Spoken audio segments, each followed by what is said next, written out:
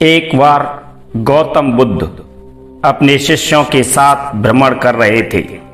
भ्रमण करते समय सभी एक स्थान पर विश्राम के लिए बैठ गए। शिष्यों के आग्रह पर भगवान बुद्ध ने अपने शिष्यों को एक कथा सुनाई। किसी नगर में एक व्यक्ति रहता था। उसने व्यापार किया, मेहनत फली और कमाई हुई। उसकी गिनती सेठों में होने लगी। महल जैसी हवेली बन गई। वैभव और बड़े परिवार के बीच उसका जीवन बड़े आनंद से बीतने लगा। एक दिन किसी दूसरे नगर से उसका दोस्त आया। उसने बताया कि उसके यहाँ सबसे बड़ा सेठ गुजर गया। बेचारे की लाखों की धन संपत्ति पड़ी रह गई। बात सहज भाव से कही गई थी, पर उस सेठ के मन को डगमगा गई। हाँ, उस सेठ की तरह एक दिन वह भी तो मर जाएगा। उसी क्षण से उसे बार बार मौत की याद सताने लगी।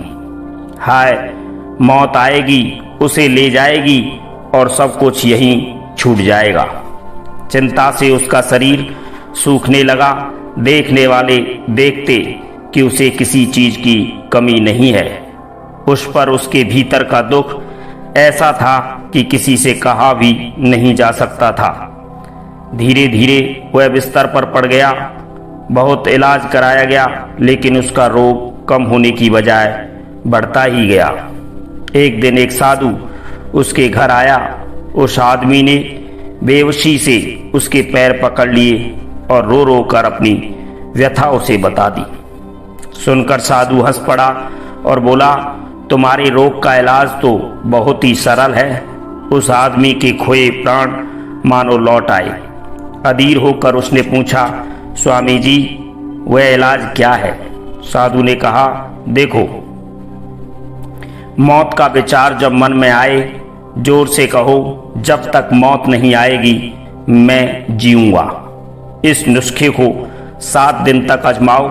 मैं अगले सप्ताह आऊंगा।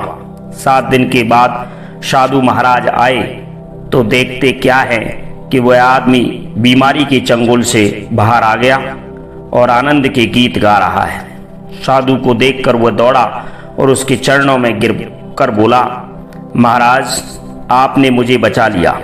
आपकी दवा ने मुझ पर जादू का सा असर किया है। मैंने समझ लिया कि जिस दिन मौत आएगी उसी दिन मरूंगा, उससे पहले नहीं।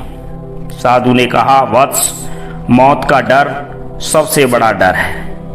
वह जितनों को मारता है, मौत उतनों को नहीं मारती। इसी प्रकार महात्मा बुद्ध कहते हैं कि वह ही मृत्यु है। जिस प्रकार के नकारात्मक विचार किसी व्यक्ति के मस्तिष्क में आते रहते हैं तो वह भयभीत होता है, डरता है। इसलिए इस डर या भय से हमें बाहर निकलना होगा और पॉजिटिव विचारों का संचार करना होगा, तभी जाकर ये डर समाप्त होगा। इसी प्रकार की मोटिवेशन वीडियो देखने के लिए चैनल को जरूर से जरूर सब्सक्राइब करें। कमेंट में महात्मा बुद्ध अवश्य लिखें।